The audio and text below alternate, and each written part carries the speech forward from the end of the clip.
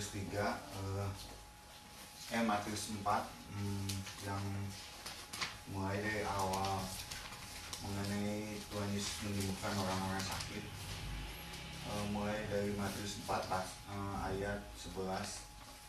Karena Nova dan ini nggak ada yang mungkin saya bacakan lagi ayatnya. Matius 4 ayat 11. Sesudah iblis, sudah Tuhan Yesus meninggalkan, saya hendak mengulas lagi menurut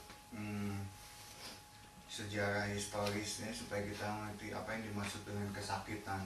Kita akan berpiknik kembali mundur ke arah waktu yang beribu-ribu tahun, dan kita akan mengerti mengenai apa yang dimaksud kesakitan tersebut. Saya baca mulai dari 12. Tapi waktu Tuhan Yesus mendengar bahwa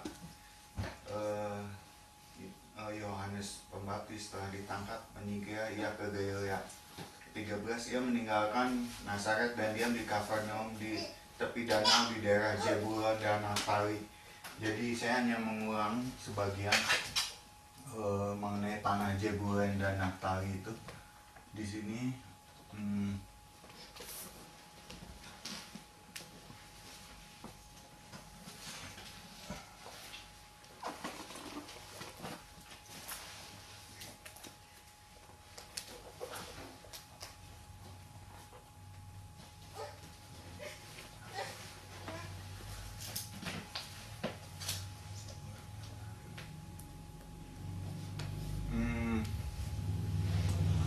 ini Mesir, ini Sungai Yordan, ini daerah Dekapolis ada 10, kira-kira ada Gerasa. Di sini Betsaida, di sini Kafarnaum, di sini Nazaret, banyak di sini. Nah di sinilah di sinilah tanah Naftali dan Zebulon. Ini Naftali di sini, ini Zebulon. Jadi kita udah membahas kemarin mengenai 12 anak daripada Israel. 12 anak daripada Abraham, Yakub, anak dari Yakub ada 12. Nah ini Naftali dan Zebulon.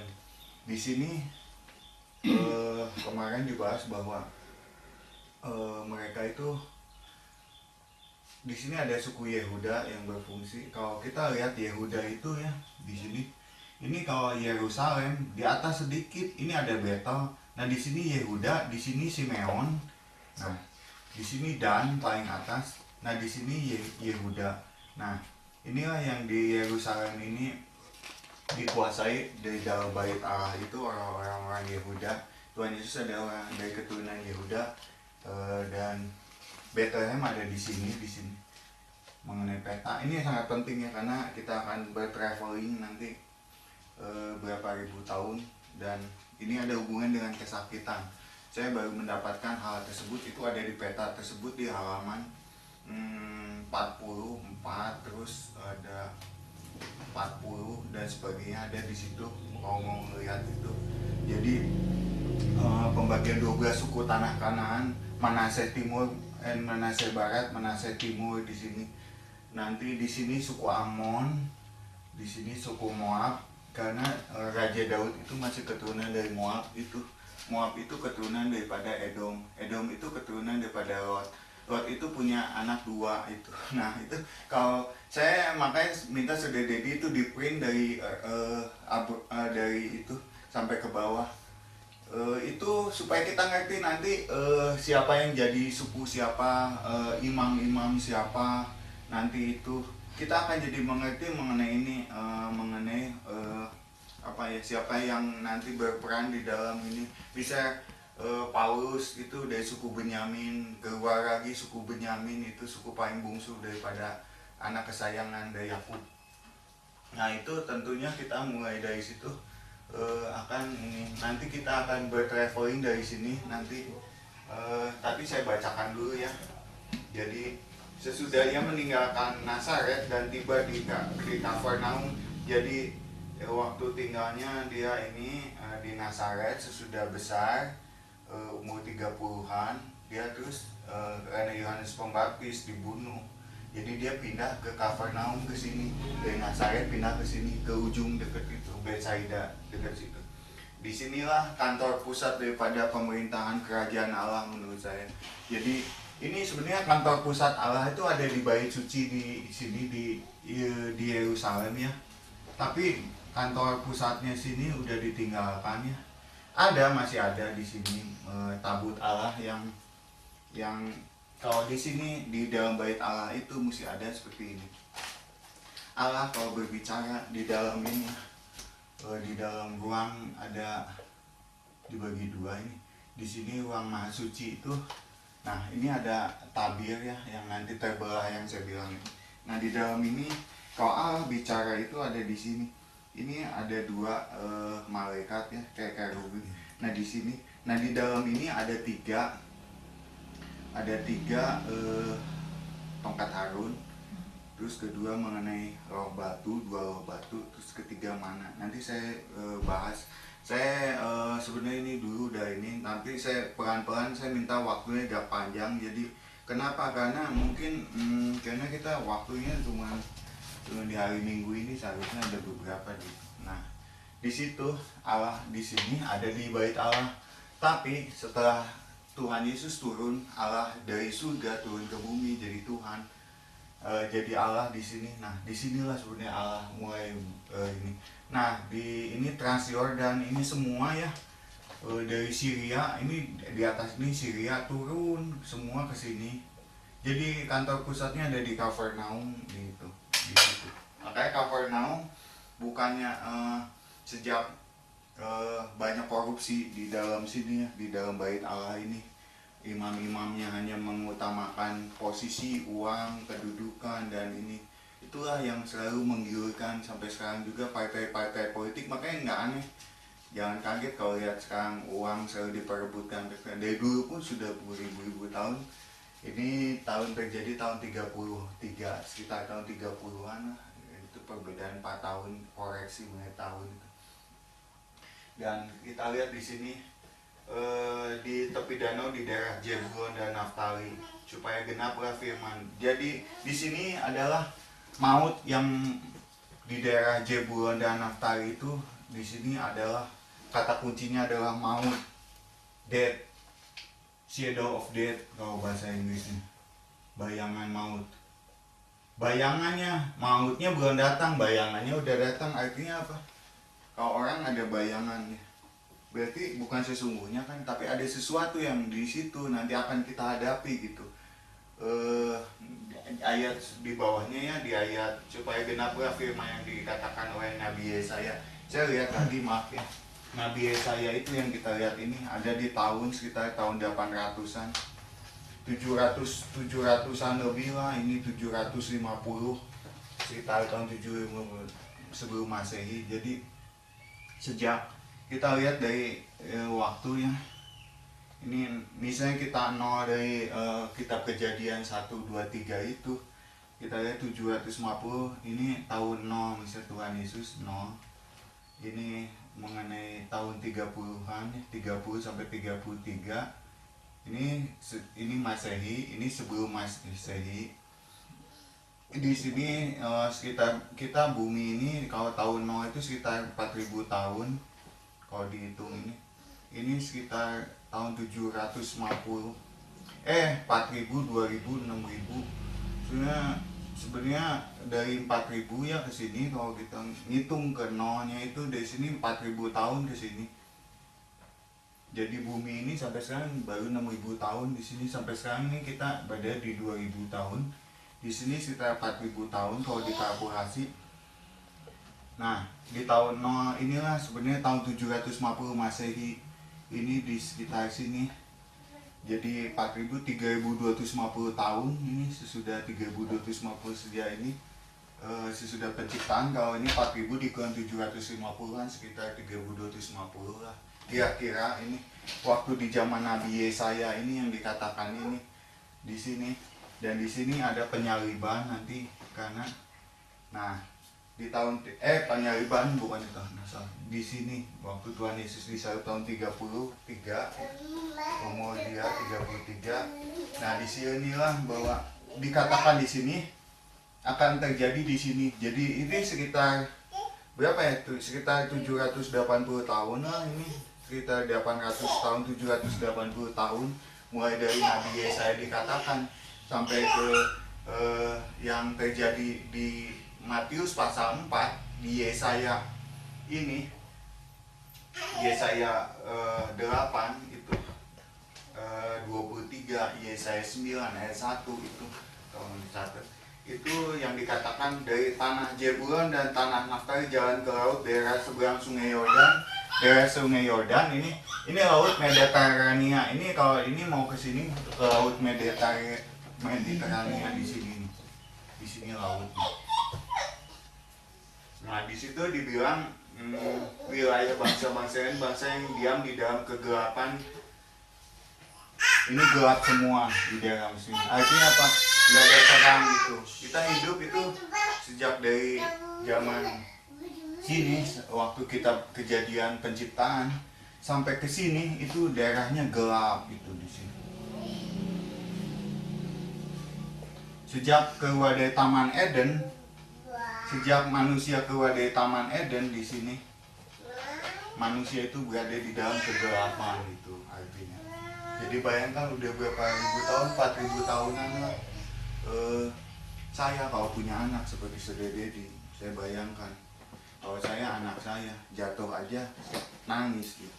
Tapi kalau bayangkan kalau manusia ini disiksa di dalam maut, kegelapan, bayang-bayang maut, belum maut itu. Nanti kalau dia udah meninggal, nah begitu nanti ada mengenai kiamat, itulah maut sesungguhnya, maut yang kedua kali. Bukan di kitab Kejadian 3, oh kamu akan mati. Enggak, belum mati itu, masih hidup. Tapi mautnya bukan apa, maut nanti, maut kematian yang kedua itu. Jadi manusia kalau dikasih kesempatan hidup, sekarang kita masih hidup bernafas, kita masih ada di bayang-bayang maut. Tapi begitu kita mati, game is over ya. Kalau udah main game mah ini, udah itu mautnya. Kalau kita nggak bisa menghindar dari maut itu, kita akan mati selamanya. Makanya inilah yang disebut kita di situ. Bangsa yang diam dalam kegelapan telah melihat terang yang besar. Bagi mereka yang diam di negeri yang dinaungi maut, telah terbitlah terang. Inilah maut di sini, di dalam ini maut. Disinilah muncul terang. Ada sinar mata, kayak sinar matahari menerangi lah gelap. Kalau kegelapan, kalau nggak ada sinar, ini dimatiin tadi, dihidupin lampu, semua kan gelap. Demikian juga di dalam ini, maut itu tidak terasa bagi kita ya. Itu saya terangkan lagi seperti penyakit HIV. Orang kena penyakit HIV itu nggak terasa sakit. Sesudah dia berapa puluh tahun nanti sirosis, kena kanker baru. Sesudah kanker menurun lagi. Jadi orang itu terus mengenai ininya apa tuh, grafik kesehatannya, dia tidak terasa tersengat maut. Terus itunya gejala HIV terus. Nah, di zaman inilah waktu orang-orang mau mati itulah Tuhan Yesus datang di sini untuk menyelamatkan. Bayangkan, saya kemarin tersentak ya, kalau saya melihat, saya waktu istirahat ada anak di luar nangis, mama terus dia itu anaknya itu yang di depan itu nggak disayangi, bukan anak asli gitu. Saya mendengar dia nangis lari ke sana jauh ya. Ada orang yang itu, bukan mamanya sendiri yang ngikutin. Saya bayangkan kalau Nova punya anak, Reno, atau seperti nanti kalian wanita, gadis-gadis bapak ini, kalau misalnya dia punya anak nangis ditinggalin ya, yatim piatu gitu.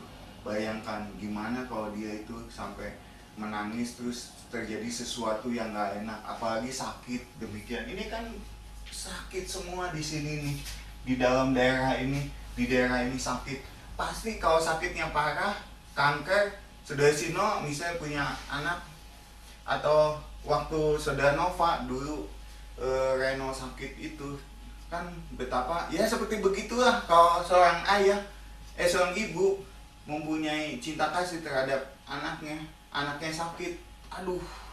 Nah itulah Allah tuh jadi Allah menciptakan manusia, Allah dengan manusia.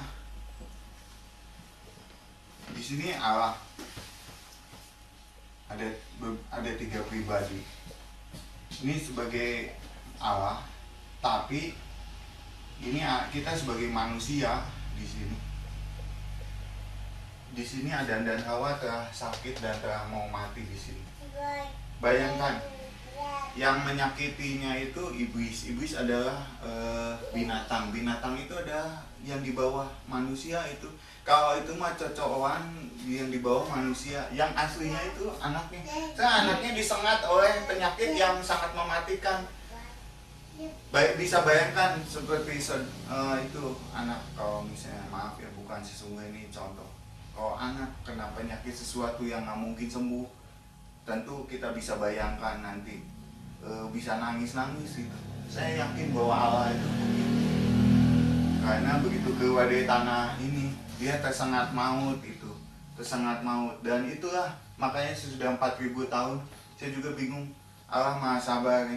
Kalau saya lihat orang jatuh aja, mau jatuh langsung digabruk begitu di situ. Ini sudah bukan digabruk lagi, ini mah udah tersengatnya, udah divonis lah itu mah. Udah kata dokter, udah pasti mati itu mah, nggak akan, itu penyakitnya mematikan. Nah inilah yang terjadi, bayangan maut di dalam Matius 4 ayat tadi, ayat 16, mulai dari 16 sampai ke bawah. Nah di ayat 17 itu, sejak itulah Tuhan Yesus memberitakan, kalau saya lihat di situ bertobatlah, tapi kalau di bahasa Yunani-nya rule. Jadi sejak itu Allah itu memegang kekuasaan gitu, rule, mengontrol kerajaan Allah kalau dilihat di itunya. Ini saya sekilas mengenai itu, dan kerajaan Allah sudah datang. Jadi kerajaan Allah datang di sini ke tempat yang gelap. Sejak keluar dari Taman Eden, Allah datang dari surga turun terus jadi manusia, Tuhan Yesus di sini, dan dia telah datang terangnya untuk menerangi mautnya. Dan disitulah anaknya. Jadi posisi Tuhan Yesus terhadap ini adalah posisi terhadap seperti orang tua sudah jadi terhadap pelangi gitu.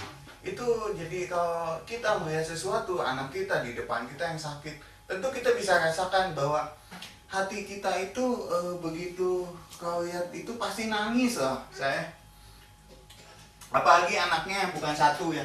Untuk pergi ke sana kita membuktikan, kita lihat ke Lukas 2 ayat 30 bahwa Adam dan Hawa itu menurut di kitab Lukas ayat terakhir, Lukas 3 ayat 38, anak Enos, anak Set, Lukas 3 ayat 38, anak Enos, anak Set, anak Adam, anak Allah itu. Lihat posisi genealogi daripada itu. Jadi kalau kita lihat itu posisi seperti ini, Allah dan ini anak itu di kitab Kejadian. Adam itu sebenarnya kita semua masih bersaudara lah itu. Kita lihat di kitab Matius 6 mengenai kenapa kita mesti berdoa memakai kata Bapa kami. Kenapa? Karena ini kita manusia adalah ciptaan, bahwa karena sejarah tidak, kalau kita nggak baca kitab Kejadian, kita nggak tahu bahwa Allah itu adalah Bapa kita di sini. Kita ayat mulai dari ayat Bapa kami itu ayat 18, karena aku berkata kepadamu, sesungguhnya selama belum melenyap langit dan bumi ini satu iota. Berarti kalau belum melenyap itu mulai dari kitab Kejadian, mulai dari titik 0, titik ini sampai Tuhan Yesus ngomong di sini nih. Di sini di tahun 30 mungkin dia ini. Waktu mengajarkan doa Bapa kami, tidak akan ditiadakan dari hukum Taurat sebelum semuanya. Bukan ayat ayat 6 ayat 8 tadi, pasal 5 ayat 18, pasal 5 ayat 18 tadi. Terus di sini ayat pasal 6 ayat 9, karena itu berdoa demikian, Bapa kami yang di surga. Bapa kami yang di surga itu ya itu maknanya. Jadi kita itu sebagai manusia diistimewakan adalah anak. Makanya saya bilang itu anak itu hubungan dengan Tuhan Yesus, dengan kita manusia itu. Tuhan Yesus itu ada dimulai dari mana gitu. Tapi saya bacakan dulu ya sebelum ke situ. Saya bacakan komplitnya ya. Saya enak buat supaya kita lihat mengenai ayat ini. Ayat 18, dan ketika Tuhan Yesus sedang berjalan di Danau Galilea, melihat dua orang bersaudara, itu Simon yang disebut Petrus dan Andreas saudaranya. Mereka sedang menebarkan jala di danau sebab mereka penjala ikan. Tuhan Yesus berkata kepada mereka, "Mari ikut aku, dan kamu akan kujadikan penjala manusia." Matius 4 ayat 20. Lalu mereka pun segera meninggalkan jala dan mengikut dia. Jadi itu adalah bisnis yang ditinggalkan. Di sini adalah bisnis mengenai perikanan yang besar di Galilea ini. Sampai sekarang itu kalau mau beli ikan segar di Galilea pagi-pagi ke pelelangan ikan bisa mendapatkan ikan segar. Saya lihat di TV-nya benar gitu. Jadi itu dunia bisnis mengenai perikanan. Dan itu ditinggalkan mengikut Tuhan Yesus. Jadi itu nggak gampang meninggalkan bisnis dan meninggalkan bisnis dan meninggalkan Tuhan Yesus. Karena ada orang kaya juga di Matius 19. Bila aku ingin sempurna, berikanlah sesuatu ya hartamu. Nggak gampang itu, karena itu menurut kita kalau ngomong gampang, tapi pas kita mengalaminya nggak gampang gitu. Dan lihatlah pula dua orang bersaudara, yaitu Yakub dan anak Zebedeus dan Yohanes saudaranya bersama yang mereka Zebedeus sedang membereskan jala di dalam perahu. Tuhan Yesus manggil mereka. Jadi ayah Zebedeus adalah punya perusahaan ikan kalau sekarang ini, punya perahu-perahu disewakan, dan mereka ini kaya gitu. Anaknya berani meninggalkan bapaknya dan meninggalkan bisnisnya. Itu meninggalkan orang tua untuk mengikuti Tuhan dan meninggalkan bisnis, itu dua hal yang berat bagi kita. Tuhan Yesus mengambil mereka, dan ayat 22, dan mereka segera meninggalkan perahu serta ayahnya lalu mengikuti dia. Nah, disinilah di ayat 23, Tuhan Yesus berkeliling di daerah seluruh Galilea. Dia mengajar dalam rumah-rumah ibadat dan memberitakan kerajaan Allah, serta melenyapkan segala penyakit dan kelemahan di antara bangsa itu. Nah, saya hendak menerangkan mengenai itu. Di ayat 24, maka tersiarlah berita tentang dia di seluruh Syria. Di Syria yang di utara itu, Damaskus yang sekarang ini lagi perang. Dan dibawa kepadanya semua orang buruk keadaannya, yang menderita berbagai penyakit karena maut ini. Inilah karena maut itu, jadi semuanya itu akan menuju kepada maut kalau nggak disembuhkan, dan sengsara, yang kerasukan, yang sakit, dan yang lumpuh. Lalu Tuhan Yesus menyembuhkan mereka.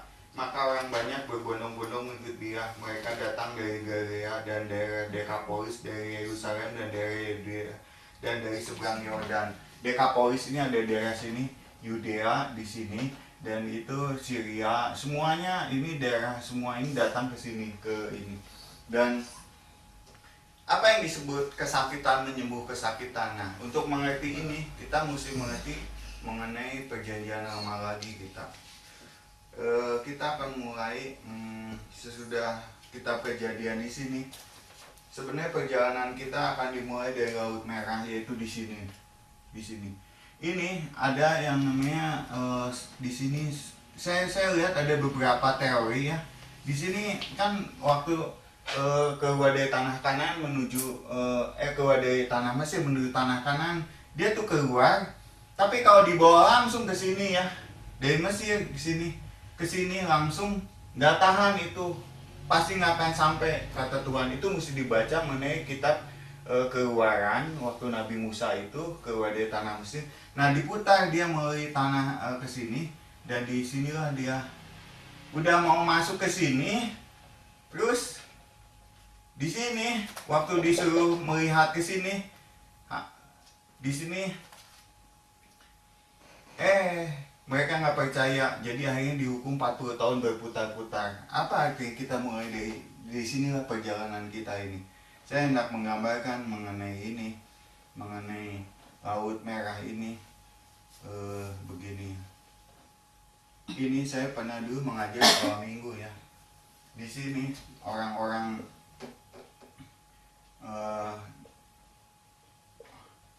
orang-orang daripada Israel ketika melalui ini kan ini laut ya. Nah, laut Gelagah. Nah, di sini melihat itu saya bayangkan ini adalah tembok-tembok air nih di sini. Ini tembok-tembok air. Nah, disinilah makanya kenapa kita mesti dibaptis. Kita lihat itu sebenarnya itu ada di Ibrani 9, Ibrani ini. Tapi kita mulailah dari sini sebentar. Kita lihat dari sini. Di sini ada nanti di belakang sesudah ini ada tiang api dan tiang awan. Itu mereka itu ada dilindungi oleh Allah di sini. Jadi Tuhan Yesus itu sebenarnya, apakah Tuhan Yesus itu hanya keluar berfungsi di tahun 30 aja atau sebelumnya? Kita lihat mulai itu Tuhan Yesus sudah ada di zaman waktu keluaran ini. Kita lihat di Ibrani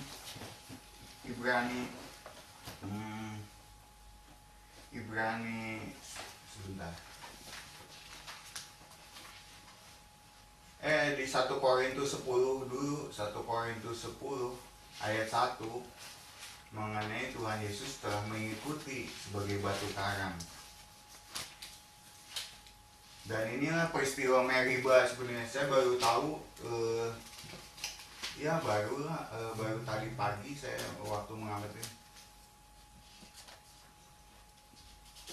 di 1 Korintus 10 ayat 1 berbunyi, aku mau supaya kamu mengetahui saudara-saudara bahwa nenek moyang kita semua berada di bawah perlindungan awan dan mereka semua telah melintasi laut. Untuk menjadi pengikut Musa mereka semua telah dibaptis dalam awan di dalam laut. Nah, ini yang disebut baptisan. Mereka semua makan makanan rohani yang sama dan mereka semua minum minuman rohani yang sama. Makan rohani itu mana? Jadi mana itu berhenti kalau sesudah di sini mau nyebrang di sini. Jadi mana itu ada disimpan di sini. Ini ada 3. Kita lihat satu persatu. Kita lihat di situ ada tongkat Harun di Bilangan 17 ayat 8. Atau saya baca dulu sampai selesai di sini ya. Dan mereka semua minum minuman rohani yang sama sebab mereka minum dari batu karang rohani yang mengikuti mereka, dan batu karang itu ya Kristus. Itu 10 ayat 4. Jadi Tuhan Yesus Kristus itu sudah ada di zaman saya belum lihat mengenai waktu di tahun berapa dia Tuhan Yesus itu kitab Keluaran itu ditulis itu. Saya belum ngecek itu waktunya. Nah, kira-kira disinilah Tuhan Yesus telah ada. Jadi, tapi sebenarnya dari kitab Kejadian 2, 1, 2, 3 itu Tuhan Yesus juga udah ada di situ. Karena waktu menyatakan kami itu menurut rupa dan gambar kami itu saya yakin bahwa Tuhan Yesus sudah ada di situ karena dia Allah. Di ayat kitab Kejadian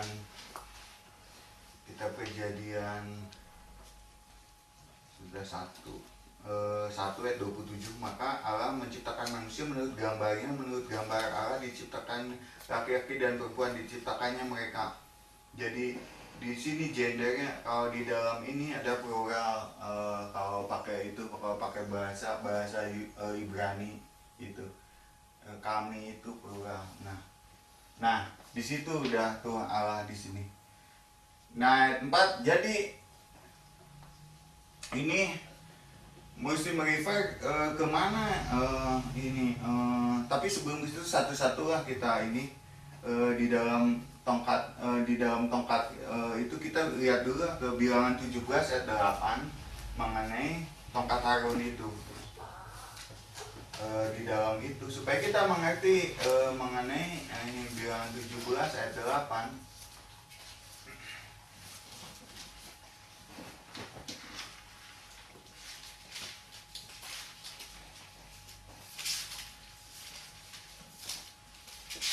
Ayat 7 mulai, Musa meletakkan tongkat itu di hadapan Allah dalam kemah hukum Allah. Ketika Musa keesokan harinya masuk ke dalam kemah hukum itu, maka tampaklah tongkat Harun dari keturunan Lewi telah bertunas, mengeluarkan kuntum, mengembangkan bunga, dan berbuahkan badam. Inilah yang pertama di dalam itu. Yang kedua, di Keluaran 16 ayat 33.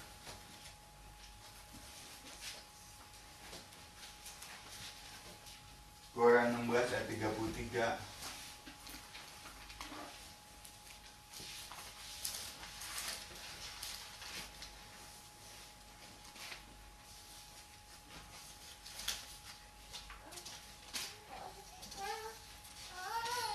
Sebab itu Musa berkata kepada, ambillah sebuah buih-buih turel mana di dalamnya segomer penuh, dan tempatkanlah itu di hadapan Allah untuk disimpan turun-temurun.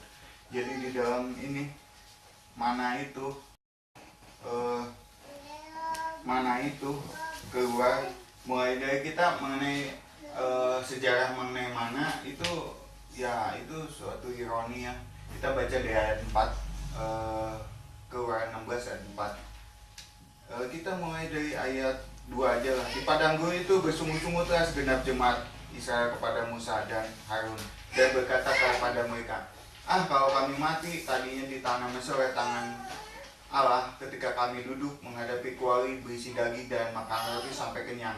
Sebab kamu membawa kami keluar dari padang gurun untuk membunuh seluruh jemaat ini dengan kelaparan. Lalu berfirmanlah Allah kepada Musa, sesungguhnya aku akan menurunkan dari langit hujan roti bagimu, maka bangsa itu kan keluar memungut tiap hari sebanyak yang perlu untuk sehari, supaya mereka, aku coba apakah mereka hidup menurut hukumku atau tidak.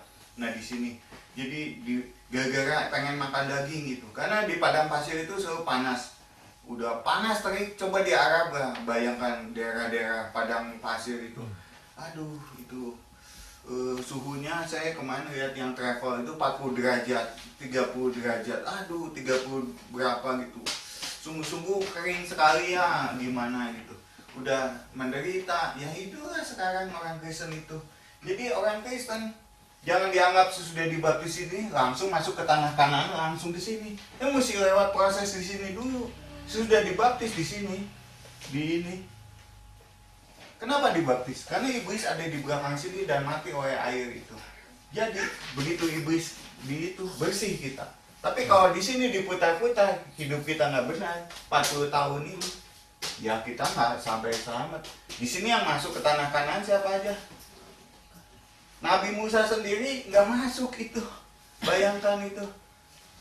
Nah itulah di tanah Meriba itulah sebenarnya. Sebelum kita ke sana, saya menyelesaikan dulu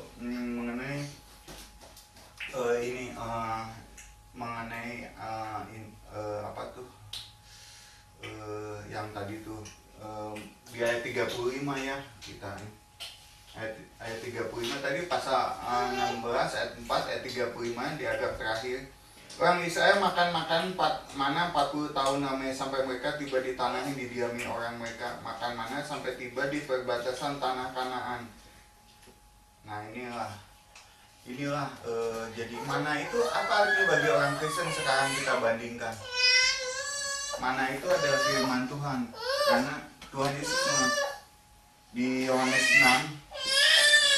6 ayat 30 kita lihat. Di Yohanes 4 orang Samaria mengenai gadis Samaria itu, dan di Yohanes 6 itu mengenai air yang hidup. Kita lihat di Yohanes 6 ayat 30.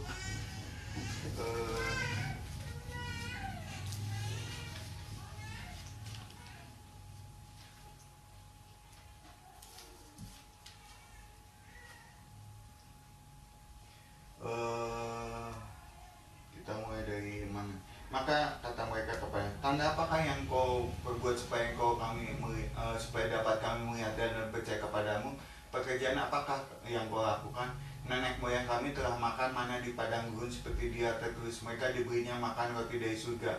Maka kata Tuhan Yesus kepadamu, aku berkata kepadamu, sungguhnya bukan Musa yang memberikan kamu roti dari surga, melainkan Bapakku yang memberikan kamu yang benar dari surga. Karena roti yang dari Allah, ya roti yang turun dari surga, dan yang memberi hidup kepada dunia. Maka kata mereka kepadanya, Tuhan berikanlah kami roti itu senantiasa. Nah itu berarti perbandingan antara orang Kristen dan mana disebut di ayat tersebut, ayat 35, kata Tuhan Yesus kepada, akulah roti hidup ini. Jadi disinilah perbandingan mana dan roti hidup. Jadi kalau orang Kristen, kalau di dalam gurun ini kita diputar-putar 40 tahun di sini, kalau kita nggak belajar firman Tuhan, itulah pengen kedagingan.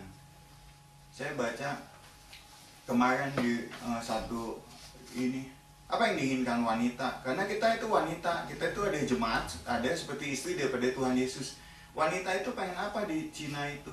3 ada yang diinginkan mereka itu wanita, gadis sebelum married itu. 1 mobil BMW, 1 rumah, 1 uang atau yang tebal atau keuangan yang stabil.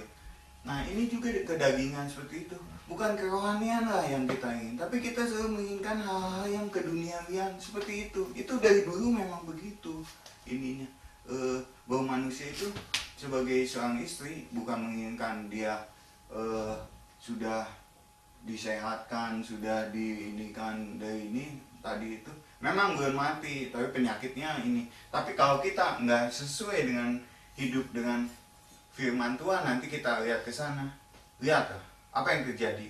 Kita akan mulai dari Matius 4 dengan disembuhkan, tapi kita nanti akan selesai di Matius 28 nanti ke belakang. Apa yang terjadi di situ disalurkan di sini. Kita akan baru di sini nih dari masa 4 tahun 3 tahun Tuhan Yesus pelayanan, mulai dari di sini. Ini mulai dari Galilea nih, ini sekitar 3 tahun bekerja. Nah mulai dari sinilah nanti dia akan mati di Yerusalem, di sini disalibkan di Bukit Golgota.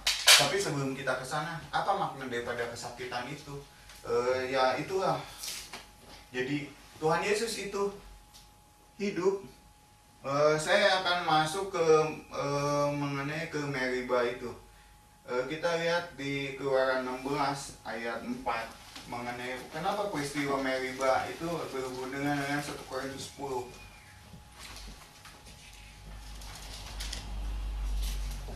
Itu yang menyebabkan Keluaran 16 ayat 3. Keluaran 16 ayat 2, di padang gurun itu bersungut-sungut segala jemaat dan berkata mereka, kalau kami mati, nah seperti kuali berisi daging, ayat 4 ya. Terus kita lihat di situ